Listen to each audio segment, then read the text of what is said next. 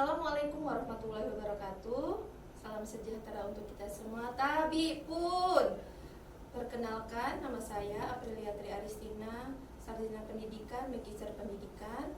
Saat ini saya adalah dosen di Fakultas Keguruan dan Ilmu Pendidikan Universitas Lampung. Saat ini saya bertugas di program studi S1 Pendidikan Sejarah. Pada kesempatan kali ini saya akan memaparkan tentang PDD UKT-PT tentang bidang pengajaran.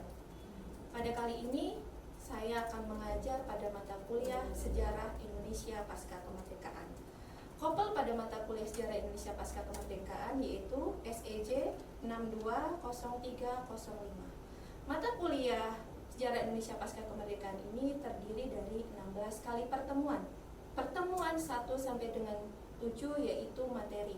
Pertemuan ke-8 mahasiswa melaksanakan ujian tengah semester. Pertemuan ke-16 mahasiswa melaksanakan ujian akhir semester. Dan pada mata kuliah ini saya mengambil materi yang akan saya ajarkan yaitu Indonesia pada masa demokrasi liberal. Untuk CPL mata kuliah ini yaitu mahasiswa menguasai pengetahuan tentang dinamika politik, sosial, ekonomi, budaya, dan kehidupan berbangsa Indonesia pasca kemerdekaan. Untuk CPMK pada mata kuliah ini, mahasiswa dapat menganalisis tentang kondisi politik demokrasi liberal. Pada mata kuliah ini, saya juga mengkombin antara sinkronus dan asinkronus pada mata kuliah Sejarah Indonesia pasca kemerdekaan. Oke, terima kasih. Selamat menyaksikan. Assalamualaikum warahmatullahi wabarakatuh. Waalaikumsalam warahmatullahi wabarakatuh. Apa kabar rekan-rekan mahasiswa semua? Baik, Guru. Alhamdulillah, kalian dalam keadaan baik. Kita bertemu kembali ya pada mata kuliah Sejarah Indonesia Pasca Kemerdekaan. Sebelum kita mulai pembelajaran, alangkah baiknya kita berdoa terlebih dahulu. Untuk ketua kelas, silakan pimpin doa. Marilah kawan-kawan kita berdoa menurut agama dan kepercayaan masing-masing. Berdoa mulai. Berdoa selesai. Oke, terima kasih Aldo. Apakah hari ini ada yang tidak hadir? Hadir semua. Alhamdulillah kalian pada hari ini hadir semua untuk ketemu kembali pada mata kuliah Sejarah Indonesia Pasca Kemerdekaan. Sebelum Ibu mulai materi, Ibu akan bertanya nih, ada yang masih ingat tentang materi kita minggu lalu? Saya Ibu. Ya, silakan Nabila. RIS NKRI kembali. Oke, RIS kembali ke NKRI. Oke, sebelum Ibu ingin bertanya lagi. Apa sih yang melatar belakangi RIS kembali ke NKRI? Oke, silakan Amar. Yang latar belakangi RIS kembali ke NKRI itu adalah ketidakpercayaan rakyat Indonesia kepada sistem RIS yang dianggap sebagai boneka Belanda, dan pada akhirnya ada mosi integral Nasir yang mengembalikan RIS menjadi NKRI. Oke, bagus jawaban Amar. Intinya RIS kembali ke NKRI itu adalah adanya mosi integral Nasir. Cukup ya, kalian sudah jelas materi minggu lalu. Oke, kita akan kembali ke materi hari ini, yaitu tentang masa demokrasi liberal di Indonesia. Oke, kalian mungkin sudah tahu ya, pernah belajar pada mata kuliah kewarganegaraan tentang demokrasi liberal. Sebelum Ibu menyampaikan materi, silahkan kalian keluarkan gadget kalian, handphone. Ibu akan bertanya untuk mengukur ketajaman kalian, apa sih yang dimaksud dengan demokrasi liberal. Ibu sudah share ya di grup kelas kita, itu ada berupa well of name, silakan kalian buka. Di situ kalian jawab, ada pertanyaan, apa sih yang kalian ketahui tentang demokrasi liberal. Sudah dibuka? Sudah, Ibu. Oke, terima kasih. Oke, sudah ada yang menjawab di sini. Apa yang kalian ketahui tentang demokrasi liberal? Banyak sekali ya jawaban di sini. Bebas, kebebasan, perdana menteri, parlemen, demokrasi, kebebasan. Jawabannya beragam. Intinya di sini kalian menjawab bebas. Ya. Oke. Kita lanjut ke materi ya. Baik, Bu. Oke. Kalian sudah menjawab bahwa demokrasi liberal itu yang kalian ketahui yaitu bebas. Tapi tidak hanya bebas saja. Karena kita lihat ini demokrasi liberal yang dikaitkan dengan bangsa Indonesia, bukan demokrasi liberal yang secara umum. Sebelum kita mulai, Ibu akan membacakan apa sih tujuan pembelajaran kita hari ini, yaitu kalian diharapkan dapat menganalisis tentang kondisi politik pada masa demokrasi liberal. Yang kedua, menganalisis program kerja utama setiap kabinet. Paham ya? Demokrasi liberal, nak, ada ditandai dengan yang pertama tadi, pembubaran RIS yang sudah dikatakan oleh kawanmu Amar bahwa tahun 1950 RIS dibubarkan. Terus berakhirnya demokrasi liberal ditandai dengan dekret presiden tahun 1959. Jadi tandanya berakhir demokrasi liberal itu adanya RIS dan presiden. Oke ya. Terus di dalam demokrasi liberal itu banyak sekali sering berganti kabinet. Yang kalian ketahui ada berapa kabinet? 6.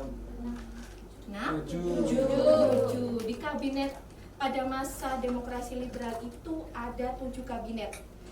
Ada satu kabinet yang pernah menjabat 2 kali, yaitu Ali Sastro Antoniadi. Oke ya, di sini kita lihat di sini ada 7 kabinet: Nasir, Sukiman Suwiryo, Ali, Wilopo, Ali II, kabinet Burhanuddin, dan kabinet Juanda. Oke, Ibu di sini akan menjelaskan tentang kabinet Nasir. Kabinet Nasir yaitu kabinet yang pertama pada masa demokrasi liberal. Apa sih program dari demokrasi kabinet Nasir ini? Yang pertama apa, nak? Yang pertama yaitu program keamanan dan ketertiban negara. Karena pada saat itu negara Indonesia banyak sekali pemberontakan di daerah. Contohnya apa?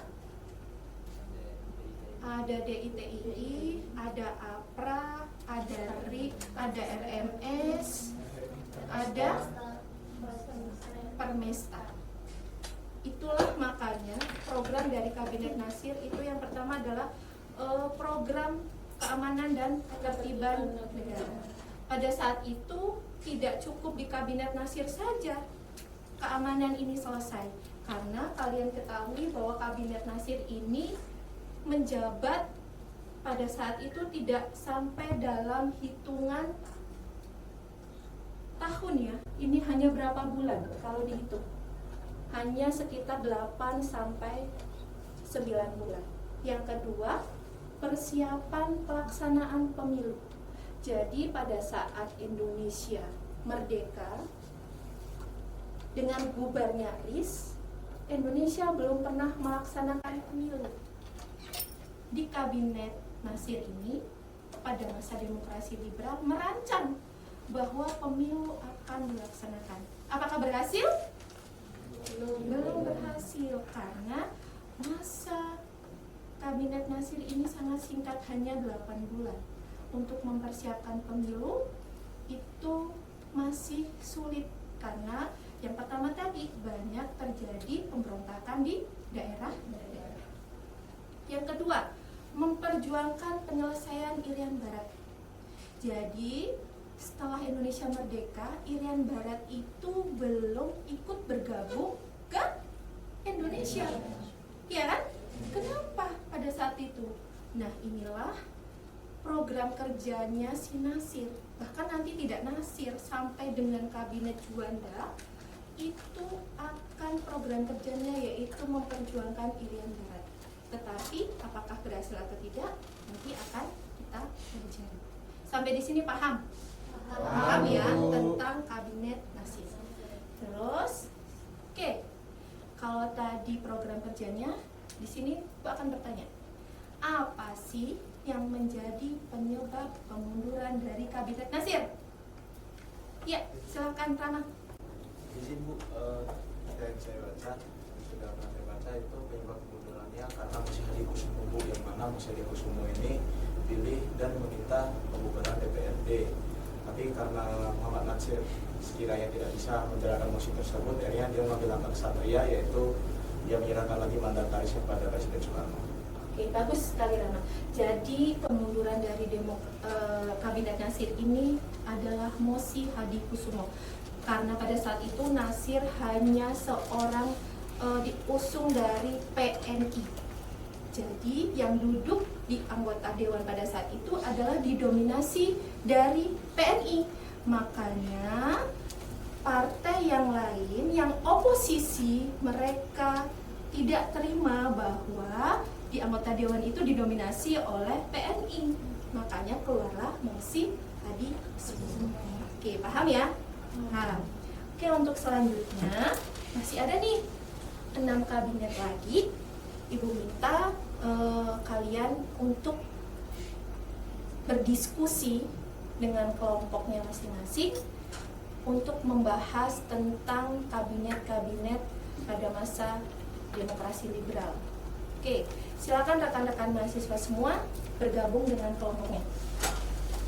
Ada 3 kelompok ya? Oke.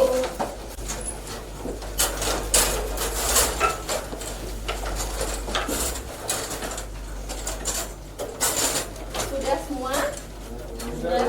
Kalau sudah, kelompok 1 yaitu membahas tentang program kerja dari Kabinet Sukiman Suwiryo dan Ali 1, yaitu program kerja dan kemunduran. Kelompok 2, Kabinet Wilopo dan Ali Sastro Amijoyo 2. Kelompok 3, Kabinet Burhanuddin dan Kabinet Juanda. Silakan kalian kerjakan, nanti kalian akan mempresentasikan ke depan. Paham ya? Paham Ibu.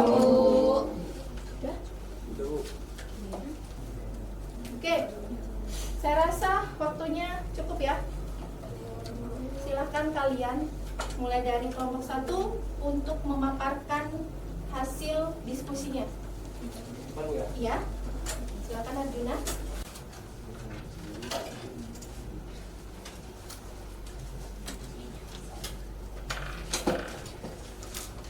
Oke, baik teman-teman semuanya, izin Ibu, kami dari kelompok 1 di sini kami akan mempresentasikan hasil dari diskusi kami mengenai Kabinet Sukiman Suwirjo dan juga Kabinet Ali Sastro Amijoyo yang pertama.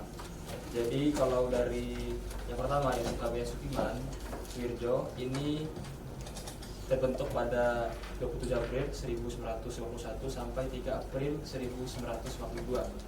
Yang program kerjanya yaitu memprioritaskan pemulihan keamanan, perbaikan ekonomi, persiapan pemilu, perjuangan pengambilan Irian Barat, serta pelaksanaan politik luar negeri bebas dan aktif.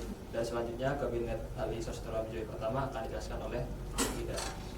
Izin Ibu dan teman-teman, jadi selanjutnya adalah Kabinet Ali 1 ada atau lahir karena setelah turunnya Kabinet Wilopo pada masa Presiden Soekarno untuk membentuk kabinet baru, yaitu di tanggal 30 Juli 1953 sampai dengan 12 Agustus 1955. Jadi kabinet ini memiliki 5 program kerja. Yang pertama yakni meningkatkan keamanan dan kemakmuran rakyat seperti yang pertama tadi sama yang dijelaskan oleh Ibu tadi. Lalu yang kedua yakni menyelenggarakan pemilihan umum, masih sama tetapi pada masa kabinet ini juga pemilihan umum belum sepenuhnya terlaksana dengan baik. Yang ketiga yakni memperjuangkan pengembalian Irian Barat ke Indonesia. Yang keempat yakni menjalankan politik luar negeri bebas dan aktif. Yang terakhir meninjau kembali hasil konferensi meja bundar atau KBM. Lalu penyebab kemunduran dari Kabinet Ali 1 yakni terjadinya konflik dalam koalisi terutama antara partai PNI dan juga NU. Yang kedua yakni gangguan keamanan akibat pemberontakan DITI di beberapa daerah. Yang ketiga yakni hubungan yang kurang harmonis antara TNI Angkatan Darat. Yang terakhir yakni kondisi ekonomi yang memburuk karena pada saat itu terjadi inflasi dan korupsi. Mungkin itu saja yang dapat kelompok kami paparkan. Terima kasih.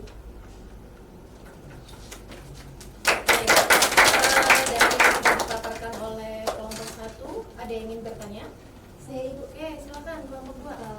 Maaf, izin bertanya kepada kelompok 1. Di sini saya sebagai perwakilan kelompok 2 ingin bertanya, sejauh mana sih program kerja kabinet Sukiman, Suwiryo, dan Ali 1 ini berhasil mencapai tujuannya? Terima kasih. Oke, Oke, silakan. ditanggapi oleh kelompok 1. Bisa menjawab, Bu?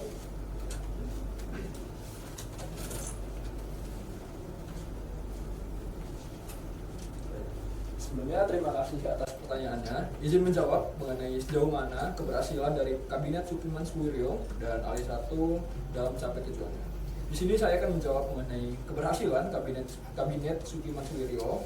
Jadi seperti yang kita ketahui bahwasanya Kabinet Sukiman Suwiryo ini hadir dengan ambisi besar untuk membenahi fondasi ekonomi nasional, ditandai dengan inisiatif Sumitro Plan dan langkah berani nasionalisasi The Deposit Bank menjadi Bank Indonesia sebagai upaya kedaulatan moneter. Namun, visi pembangunan yang pragmatis ini justru harus berhadapan dengan badai politik perang dingin saat kabinet terjerat dalam skandal Mutual Security Act. Penerimaan bantuan ekonomi dari Amerika Serikat memicu gelombang kritik tajam dari parlemen yang menganggapnya sebagai pengkhianatan terhadap prinsip politik luar negeri bersaktif. Sehingga agenda ekonomi yang sebenarnya menjanjikan akhirnya runtuh di tengah desakan emosi tidak percaya. Kemudian selanjutnya akan ditambahkan oleh kelompok saya. Baik, di sini selanjutnya saya akan menjawab pertanyaan mengenai Kabinet Ali Sastrawidjoyo pertama, yaitu kabinet ini berkesan berkat keberhasilan diplomasi internasionalnya yang gemilang, terutama melalui penyelenggaraan Konferensi Asia Afrika tahun 1955 yang menempatkan Indonesia sebagai pemimpin gerakan anti kolonialisme dunia. Di balik panggung diplomasi yang cermelang tersebut, kabinet ini menunjukkan dedikasi dalam menyampaikan fondasi demokratis melalui persiapan pemilu pada tahun 1955. Meskipun pencapaian tersebut harus dibayar mahal dengan krisis ekonomi domestik yang tak kunjung teratasi serta hubungan yang serius dengan lingkungan militer. Akhirnya akumulasi dari inflasi yang tidak terkendali dan ketegangan struktur dengan TNI Angkatan Darat memaksa kabinet ini harus mengakhiri masa tugasnya lebih cepat dari yang diharapkan. Terima kasih. Oke, kelompok 2 jelas ya? Jelas. Oke, ada pertanyaan lagi? Cukup. Oke, kelompok 1 boleh duduk. Aplaus untuk kelompok 1. Silakan, Ibu persilakan untuk kelompok 2 mempresentasikan hasil diskusinya.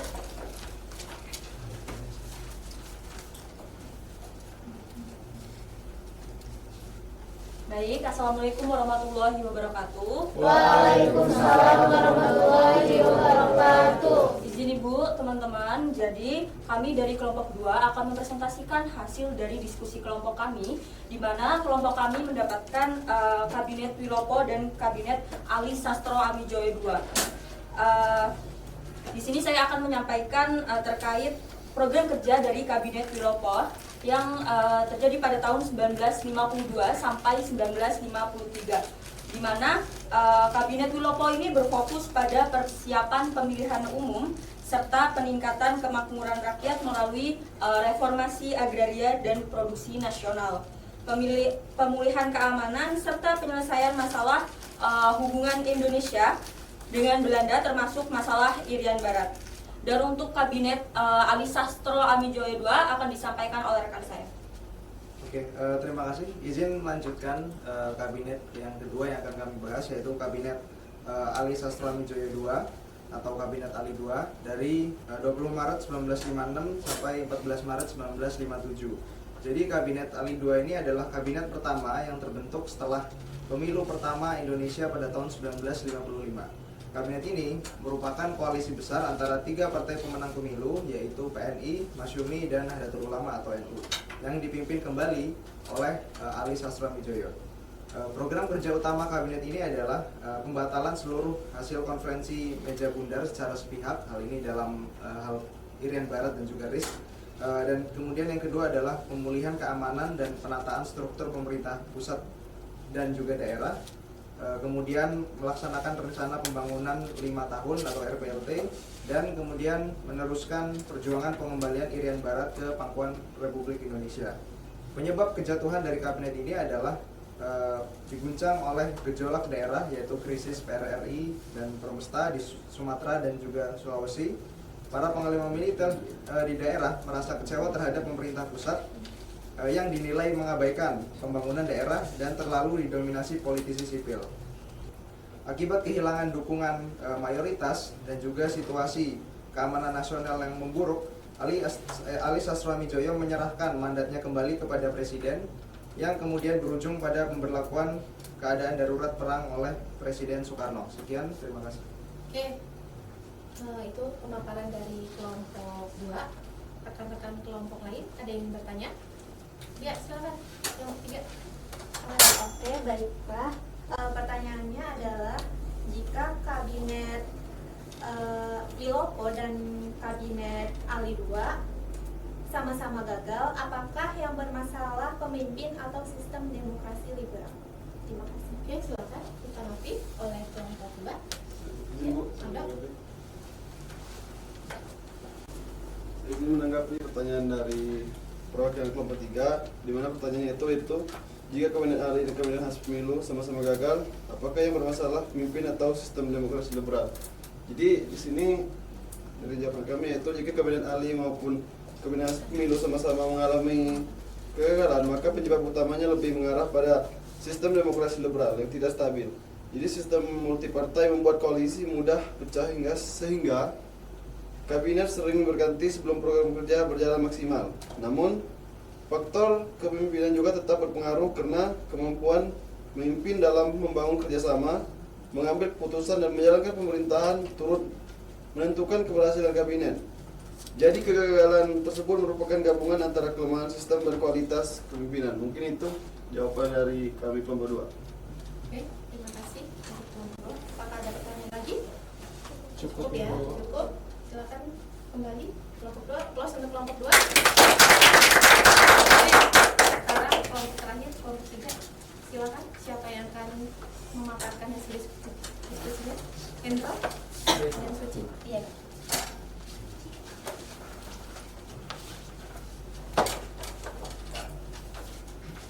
Baik, sebelumnya Assalamualaikum warahmatullahi wabarakatuh. Waalaikumsalam warahmatullahi wabarakatuh. Sebelumnya izin Ibu dan teman-teman sekalian, di sini kami dari perwakilan kelompok 3 yang akan mempresentasikan hasil diskusi kami mengenai Kabinet Burhanuddin dan Kabinet Juanda. Jadi yang pertama yang akan kami bahas yaitu mengenai Kabinet Burhanuddin, di mana Kabinet Burhanuddin ini mungkin tidak lama untuk beroperasi, hanya sekitar 7 bulan dari pembentukan kabinet ini, yang dimana Kabinet Burhanuddin ini dipimpin oleh Burhanuddin Harahap yang berasal dari Partai Masyumi. Kemudian dari Kabinet Burhanuddin ini terdapat beberapa program kerja dari kabinet, yakni yang akan saya sebutkan. Yang pertama, mengembalikan kewibawaan pemerintah serta membangun kembali kepercayaan masyarakat kepada Angkatan Darat terhadap pemerintah. Yang kedua, yaitu adanya menyelenggarakan pemilu tahun 1955 secara jujur dan demokratis untuk memilih anggota DPR dan konstituante. Yang ketiga, yakni mengatasi masalah ekonomi seperti inflasi dan pemberantasan korupsi. Dan yang terakhir, adanya menjalankan politik luar negeri bebas aktif serta memperkuat kerjasama dengan negara-negara Asia Afrika. Mungkin itu saja yang dapat saya sampaikan. Untuk selanjutnya akan dilanjutkan oleh teman kelompok saya. Baik, selanjutnya saya akan menjelaskan terkait Kabinet Juanda yang dimana dilaksanakan pada 9 April 1957 hingga 5 Juli 1959. Terdapat beberapa program kerja. Kabinet Juanda atau Kabinet Karya merupakan kabinet yang beranggotakan para ahli Zaken Kabinet, di mana program kerjanya dikenal sebagai Pancakarya, yaitu yang pertama membentuk Dewan Nasional. Dewan Nasional ini dibentuk sebagai badan penasihat pemerintah yang anggotanya berasal dari berbagai golongan masyarakat. Selanjutnya, menormalkan keadaan Republik Indonesia.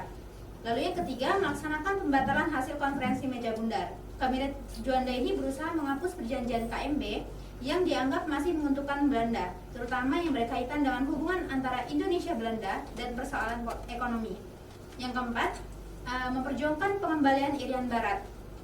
Lalu yang terakhir, adanya mempercepat pembangunan nasional. Pemerintah memprioritaskan pembangunan di berbagai bidang seperti ekonomi, infrastruktur, pendidikan, dan kesejahteraan masyarakat untuk meningkatkan kemajuan negara.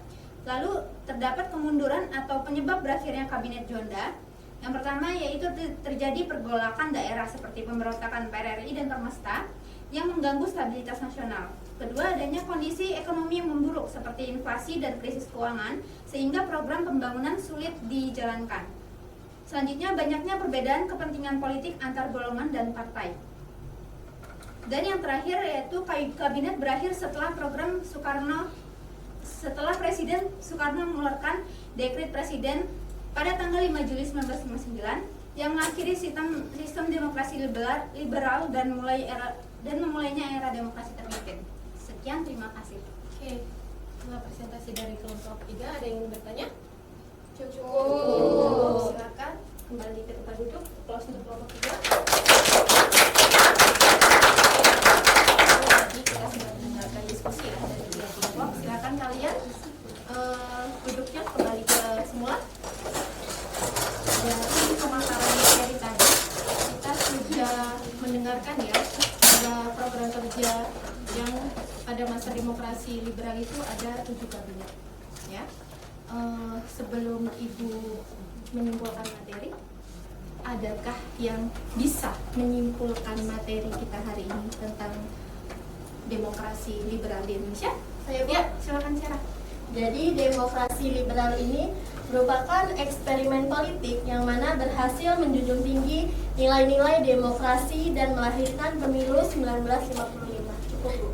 Oke, itu tadi kesimpulan dari Sarah ya, bahwa di dalam kabinet 7 kabinet yang ada pada demokrasi liberal ini, tentunya kesimpulannya yaitu pada demokrasi liberal itu ditandai dengan berakhirnya yaitu adanya dekret presiden tahun 1959 menetapkan kembali ke Undang-Undang 1945. Itu ya, simpulannya bahwa demokrasi liberal di Indonesia berakhir karena adanya dekret presiden. Oke, untuk materi hari ini kalian ada yang bertanya? Cukup ya. Kalau cukup karena waktu kita hampir usai, Ibu ada tugas nih untuk kalian. Untuk hari ini, untuk evaluasi, kalian silakan akses Piklas ya, mata kuliah sejarah Indonesia pasca kemerdekaan. Nanti di situ Ibu sudah menyematkan link berupa evaluasi yang harus kalian kerjakan. Paham ya? Paham. Nanti setelah ini kalian kerjakan, yaitu evaluasinya untuk hari ini tentang materi demokrasi liberal. Dan untuk tugas kalian di rumah, nanti masing-masing individu silahkan kalian mencari artikel terkait tema kita, yaitu tentang 7 kabinet demokrasi liberal. Untuk jurnalnya yaitu jurnal yang sudah terakreditasi ya tentunya, yang sudah bereputasi. Nanti silakan kalian cari sesuai dengan tema kita. Nanti kalian bawa. Setelah itu, setelah kalian cari, kalian analisis apa sih isi dari artikel itu. Nanti minggu depan akan kita bahas secara bersama. Paham ya? Paham. Oke, karena waktunya telah usai, Ibu akan mengakhiri mata kuliah kita hari ini. Sebelum Ibu akhiri, Bu ada quotes nih hari ini. Dengarkan ya. Jika nama orang tuamu atau leluhurmu tercatat baik dalam sejarah, kamu pasti berjuang mempertahankan catatan sejarah itu. Benar? Jika nama leluhurmu tercatat buruk dalam sejarah, maka kamu akan habiskan waktumu untuk merubah sejarah itu. Akan tetapi, jika leluhurmu tidak tercatat dimanapun dalam sejarah, kamu akan membuat sejarah atas namamu sendiri. Oke, rekan-rekan mahasiswa, demikian ya mata kuliah Sejarah Indonesia Pasca Kemerdekaan kita hari ini. Kita bertemu lagi pada minggu depan di hari Rabu. Oke, sebelum Ibu tutup, Ibu akhiri. Wabillahi taufiq wal hidayah. Wassalamualaikum warahmatullahi wabarakatuh. Waalaikumsalam warahmatullahi wabarakatuh.